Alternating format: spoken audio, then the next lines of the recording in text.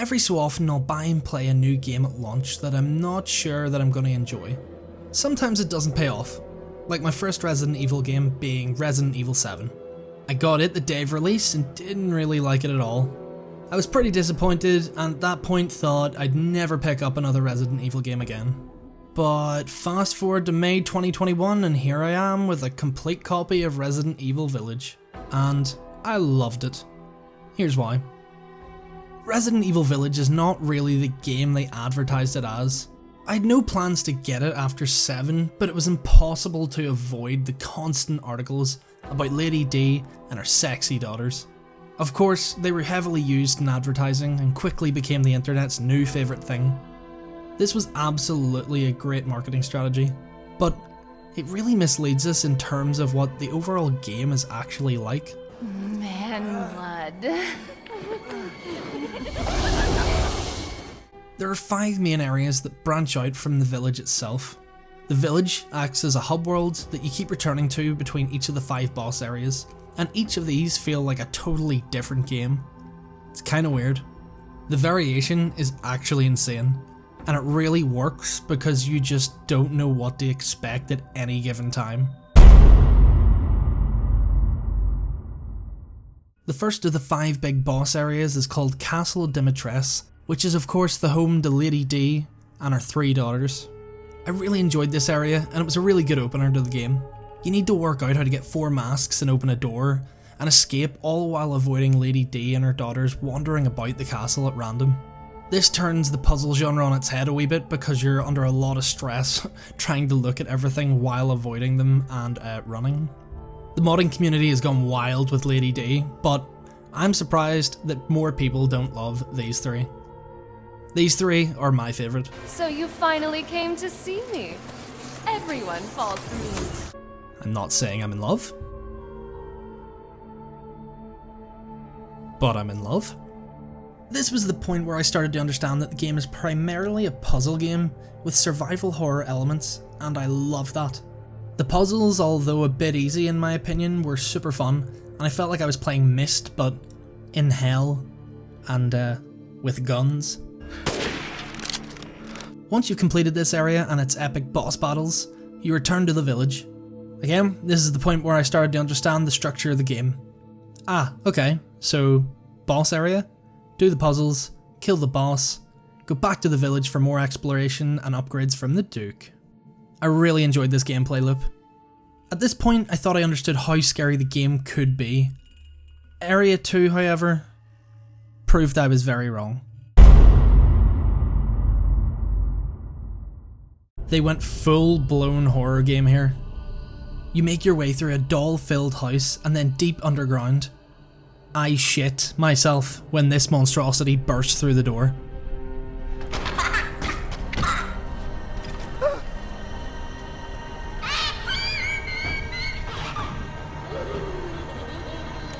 In fact, I was actually so caught off guard by this scene that I started to see stars. Let me try and reenact it here.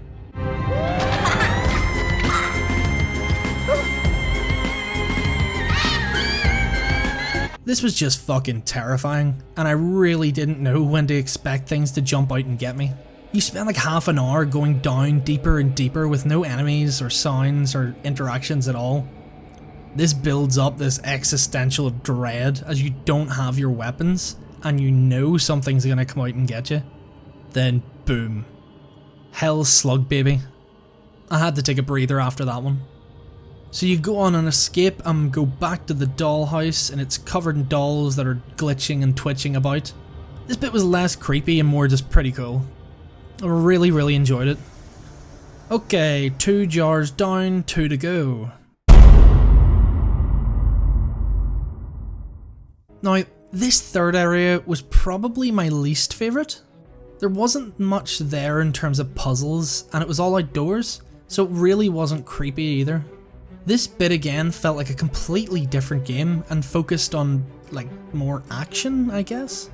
I enjoyed using the mines and the boss fight, and yeah, a little disappointing overall, but somehow the game managed to make me feel slightly sorry for this pathetic dude.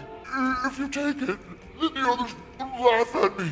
It wasn't bad, but I did want more scary, messed up stuff like the first two areas, whereas this felt more like playing Half-Life, I don't know. There's a fourth and a fifth area, I guess, so I'll break them up into two. Fourth area, and it was just waves and waves of lichen. To be dead honest, I actually got pretty pissed off at this point in the game because it's all about conserving ammo, and you would not believe just how many waves of these things there were. But yeah, preservation of ammo was essential for this part of the game. Again, wasn't my favourite area, but not bad. I was liking it. Okay, moving on. Okay, so we've had Vampire Castle, Doll / Baby Slug Hellhole, Giant Swampfish, Werewolf Den, and what's next? Go on, take a guess. Oh, a Terminator factory. Again, I'm sure you're sick of hearing me say this at this point, but this is not what I expected the final and probably the biggest area of the game to be. There wasn't really a return to the pure horror like in the dollhouse area. This, however, doesn't mean it wasn't great, because it really was. The village itself is a medievally feeling cultish place, so to go from that to a fucking cyborg factory? What am I playing? What the fuck is going on?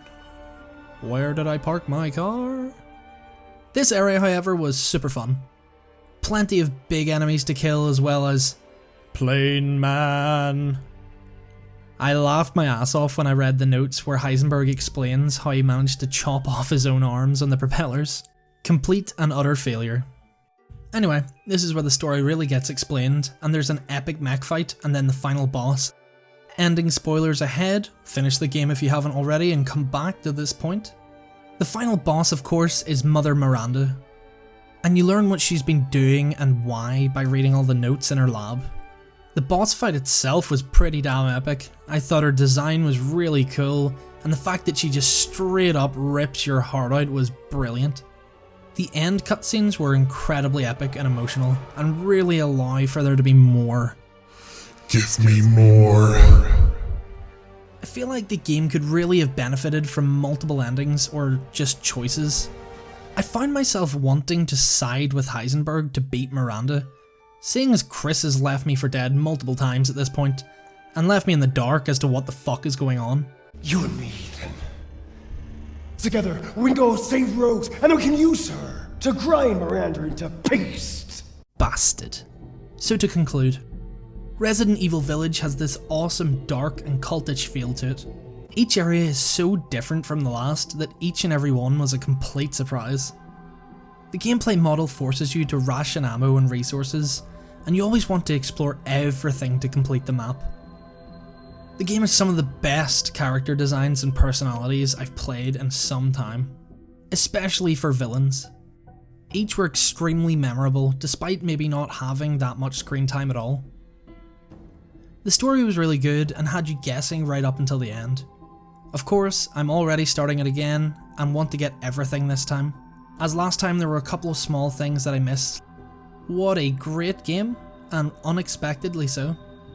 I do, however, wish it was a little longer, as I completed it in 12 hours, and that's with exploring everything.